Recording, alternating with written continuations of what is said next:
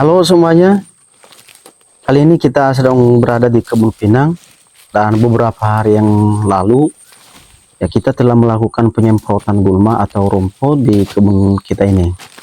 Dan kita sekarang akan melanjutkan untuk membersihkan ya beberapa pokok pisang yang ada di dalam ini ya supaya pertumbuhan pinang kita ini semakin maksimal.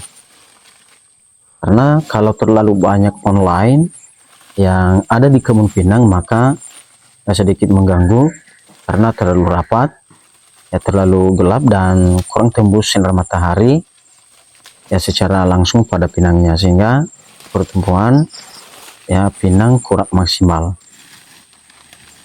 baik kesuburan dan proses menghasilkan buah kurang.